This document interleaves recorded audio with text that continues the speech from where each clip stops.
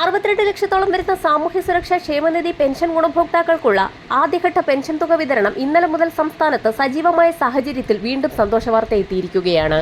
1400, 1600 എന്നിങ്ങനെ അക്കൗണ്ടുകളിൽ ഇന്നലെ മുതൽ തുക എത്തിച്ചേർന്നിട്ടുള്ള ഗുണഭോക്താക്കൾക്ക് പ്രത്യേക അറിയിപ്പെത്തി. പെൻഷൻ തുകയിൽ കുറവ് വന്നിട്ടുള്ള ഗുണഭോക്താക്കൾ ശ്രദ്ധിക്കുക. കൈകളിലേക്കുള്ള വിതരണം ഇന്നു മുതൽ സംസ്ഥാനത്ത് സജീവമാകും.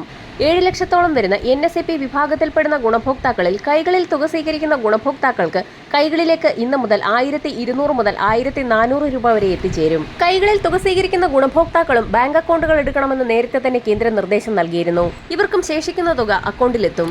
വിധവ, വാർദ്ധക്യ, ഭിന്നശേഷി പെൻഷനുകളിലായി 8 ലക്ഷത്തോളം വരുന്ന ആളുകൾക്കാണ് കേന്ദ്ര വിഹിതത്തിൽ കുറവ് വന്നിട്ടുള്ളത്. പെൻഷൻ തുക വിതരണത്തിന് കൈമാറിയതായി സേവന സൈറ്റിൽ സ്റ്റാറ്റസ് കാണിച്ചിട്ടും തുക ലഭിക്കാത്ത ഗുണഭോക്താക്കൾ ശ്രദ്ധിക്കുക. ഇവർക്കുള്ള തുകയും ഇന്നു മുതൽ എത്തിച്ചേരും. ഒരു മുടക്കവും കൂടാതെ 1600 രൂപ വീതം ഇതുവരെയും എത്തിച്ചേർന്ന ഗുണഭോക്താക്കൾക്ക് വീണ്ടും സന്തോഷവാർത്ത എത്തിയിരിക്കുകയാണ്. ഒക്ടോബർ മാസത്തിൽ ഗുണഭോക്താക്കൾക്ക് ഒരു ഗഡു കുടിശ്ശിക കൂടി വിതരണം ചെയ്തേക്കുമെന്നുള്ള അറിയിപ്പുകൾ കൂടി പുറത്തു വന്നിരിക്കുകയാണ്. ശേഷിക്കുന്ന ഒരു ഗഡു പെൻഷൻ തുകയുടെ വിതരണം കൂടി സംസ്ഥാന സർക്കാർ ആരംഭിക്കുകയാണ്. ഈ സാഹചര്യത്തിൽ സാമൂഹ്യ സുരക്ഷാ പെൻഷനുകളുടെ അർഹത, വിതരണം, നടപടിക്രമങ്ങൾ എന്നിവ സംബന്ധിച്ചും വിവിധ ഉത്തരവുകളെല്ലാം ക്രോഡീകരിച്ച് പുതിയൊരു ഉത്തരവ് വന്നിട്ടുണ്ട്. വിവിധ സ്കീമുകളിലായി പെൻഷൻ തുക കൈപ്പറ്റുന്ന ഗുണഭോക്താക്കൾ നിർബന്ധിത സർട്ടിഫിക്കറ്റുകൾ സമർപ്പിക്കണമെന്നുള്ള അറിയിപ്പുകൾ കൂടി പുറത്തു വന്നിരിക്കുകയാണ്. വിധവ പെൻഷനുകൾ കൈപ്പറ്റുന്നവർ പുനർവിവാഹിതരായിട്ടില്ല എന്ന സാക്ഷ്യപത്രം വാർഡ് അംഗത്തിൽ നിന്ന് വാങ്ങി സമർപ്പിക്കണമെന്നുള്ള നിർദ്ദേശം ചില തദ്ദേശ സ്ഥാപനങ്ങൾ പുറത്തുവിട്ടിട്ടുണ്ട്. അറിയിപ്പുകൾ ലഭിച്ചിട്ടുള്ളവർ മാത്രം ഈ സർട്ടിഫിക്കറ്റുകൾ ബന്ധപ്പെട്ട തദ്ദേശ സ്വയംഭരണ സ്ഥാപനങ്ങളിൽ സമർപ്പിക്കേണ്ടതാണ്. ക്ഷേമ പെൻഷൻ കുടിശ്ശിക സമയബന്ധിതമായി കൊടുത്തു തീർക്കുന്നതിന്റെ ഭാഗമായി വരാൻ പോകുന്ന തദ്ദേശീയ തിരഞ്ഞെടുപ്പുകൾ കൂടി കണക്കിലെടുത്തുകൊണ്ട് ശേഷിക്കുന്ന ഒരു ഗഡു കുടിശ്ശികയും തനത് മാസത്തിലെ പെൻഷൻ തുകയായ 1600 രൂപയും ചേർത്ത് 3200 രൂപയുടെ വിതരണം കൂടി ധനവകുപ്പിന്റെ ഭാഗത്തു നിന്നും ആരംഭിക്കും. സംസ്ഥാന സർക്കാർ പ്രഖ്യാപിച്ചിട്ടുള്ള വാർഷിക മസ്റ്ററിംഗിന്റെ സമയപരിധി അവസാനിച്ച സാഹചര്യത്തിൽ മസ്റ്ററിംഗ് പൂർത്തിയാക്കിയ എല്ലാ ഗുണഭോക്താക്കൾക്കും കുടിശ്ശിക തുകയും തനത് മാസത്തിലെ പെൻഷൻ തുകയും മുടങ്ങാതെ തന്നെ എത്തിച്ചേരും. മസ്റ്ററിംഗിനായി അടുത്ത മാസം 1 മുതൽ 20 വരെയുള്ള കാലയളവിനുള്ളിൽ ഗുണഭോക്താക്കൾക്ക് അവസരമുണ്ടെങ്കിൽ പോലും മസ്റ്ററിംഗ് ചെയ്യാത്ത കാലയളവിലെ പെൻഷൻ തുകയ്ക്കോ കുടിശ്ശിക തുകയ്ക്കോ അർഹതയുണ്ടായിരിക്കുന്നതല്ല എന്ന് ധനവകുപ്പ് വ്യക്തമാക്കി. ഇതോടൊപ്പം തന്നെ മരണപ്പെട്ട ഗുണഭോക്താക്കളുടെ ആശ്രിതർക്കും പെൻഷൻ തുകയ്ക്കോ കുടിശ്ശിക തുകയ്ക്കോ അർഹതയുണ്ടായിരിക്കുന്നതല്ല. പുതിയതായി പെൻഷൻ അപേക്ഷ വെച്ചിട്ട് പെൻഷൻ കാത്തിരിക്കുന്ന ഗുണഭോക്താക്കൾക്ക് പുതിയ പെൻഷൻ തുകയ്ക്ക് മാത്രമേ അർഹതയുണ്ടായിരിക്കുകയുള്ളൂ. കുടിശ്ശിക തുകയ്ക്ക് ഇത്തരത്തിലുള്ള ഗുണഭോക്താക്കൾക്കും അർഹതയുണ്ടായിരിക്കുന്നതല്ല. പെൻഷൻ തുക വിതരണത്തിൽ സമഗ്ര മാറ്റങ്ങൾ വരുമ്പോൾ ഏറ്റവും പുതിയ വിതരണ ലിസ്റ്റിന്റെ അടിസ്ഥാനത്തിൽ ഏറ്റവും അർഹതപ്പെട്ട ആളുകളിലേക്ക് മാത്രം തുക എത്തിച്ചേരുന്ന സാഹചര്യമാണ് ഉണ്ടാകുന്നത്. ഈ സാഹചര്യത്തിൽ വലിയൊരു വിഭാഗം അനർഹർ തദ്ദേശീയ തലത്തിൽ വാർഡ് അടിസ്ഥാനമാക്കിയുള്ള പരിശോധനയുടെ ഭാഗമായി പുറത്താക്കപ്പെടുകയും മസ്റ്ററിംഗിന്റെ ഭാഗമായി വലിയൊരു വിഭാഗം പെൻഷൻ ഗുണഭോക്താക്കൾ അനർഹരെന്ന് കണ്ടെത്തി ഒഴിവാക്കപ്പെടുകയും ചെയ്യുന്ന സാഹചര്യത്തിൽ പെൻഷൻ തുകയിൽ 100 മുതൽ 200 രൂപയുടെ വരെ വർധനവുണ്ടാകുമെന്നുള്ള സന്തോഷ വാർത്ത കൂടി എത്തിയിരിക്കുകയാണ്. ഗുണഭോക്താക്കൾക്ക് പരമാവധി 1800 രൂപ വരെയാകും ഇനി എത്തിച്ചേരുക. ഇത് സംബന്ധിച്ചുള്ള സുപ്രധാന പ്രഖ്യാപനങ്ങൾ വരും ദിവസങ്ങളിൽ തന്നെ പ്രതീക്ഷിക്കാം. ക്ഷേമ പെൻഷൻ തുക 2500 ഉയർത്തണമെന്നുള്ള പ്രകടന പത്രികയിലെ വാഗ്ദാനമനുസരിച്ച് ക്ഷേമ പെൻഷൻ തുക വിവിധ ഘട്ടങ്ങളിലായി വർദ്ധിപ്പിക്കുമെന്നാണ് റിപ്പോർട്ടുകൾ സൂചിപ്പിക്കുന്നത്. സെപ്റ്റംബർ മാസത്തിലെ സാമൂഹ്യ സുരക്ഷാ പെൻഷൻ വിതരണം 25 മുതൽ ആരംഭിക്കുമെന്ന് അറിയിച്ചിരുന്നെങ്കിൽ പോലും ഒട്ടുമിക്ക ഗുണഭോക്താക്കൾക്കും തുക എത്തിച്ചേർന്നിട്ടില്ല. തുക എത്തിച്ചേരാത്ത ഗുണഭോക്താക്കൾക്ക് ഇന്നു മുതൽ തന്നെ വിതരണം സജീവമാകും. പെൻഷൻ തുക വിതരണത്തിനായി 841 കോടി രൂപ അനുവദിച്ചതായി ധനകാര്യമന്ത്രി KN ബാലഗോപാൽ അറിയിച്ചിട്ടുണ്ട്.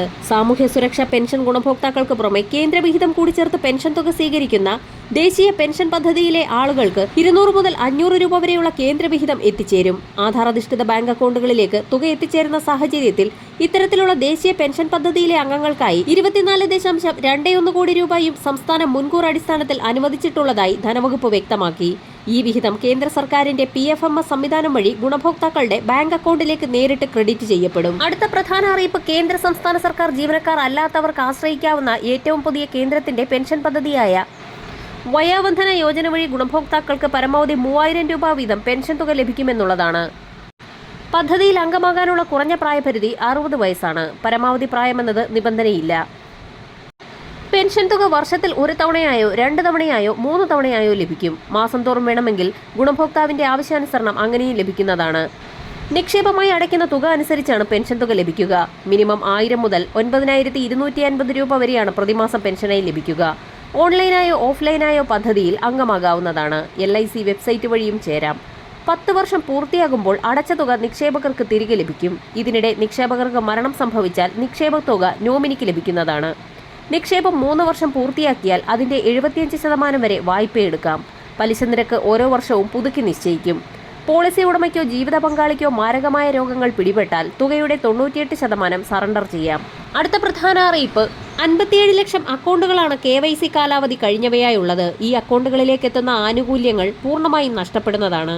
KYC പുതുക്കാത്തതിന്റെ പേരിൽ ഇതിനകം തന്നെ ബാങ്കിംഗ് സേവനങ്ങൾ തടസ്സപ്പെട്ടു തുടങ്ങിയിട്ടുണ്ട്.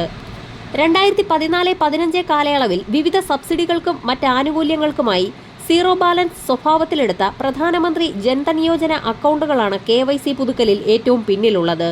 നടപടികൾ പൂർത്തിയാക്കിയില്ല എങ്കിൽ സബ്സിഡി തുകയടക്കം പിൻവലിക്കാനാകാത്ത സാഹചര്യമുണ്ടാകുമെന്ന് ബാങ്ക് അറിയിച്ചിരിക്കുകയാണ്. ചെക്കുകളുള്ള അക്കൗണ്ടുകളിൽ ചെക്ക് മടങ്ങാനും ഇടയാകും. Photo, Aadhaar card, PAN card എന്നിവ നൽകിയാണ് KYC പുതുക്കേണ്ടത്. അടുത്ത പ്രധാനപ്പെട്ട വാർത്താ അറിയിപ്പ്, മഹാത്മാഗാന്ധി ദേശീയ ഗ്രാമീണ തൊഴിലുറപ്പ് പദ്ധതിയിലെ അംഗങ്ങൾക്ക് 10,000-ഉം അതിനു മുകളിലും കേന്ദ്ര സംസ്ഥാന സർക്കാർ സഹായത്തോടുകൂടി തന്നെ വിവിധ ക്ഷേമ പദ്ധതികൾ പൂർത്തീകരിക്കുന്നതിന് വേണ്ടിയിട്ട് പുതിയ സ്കീമുകളുണ്ട്.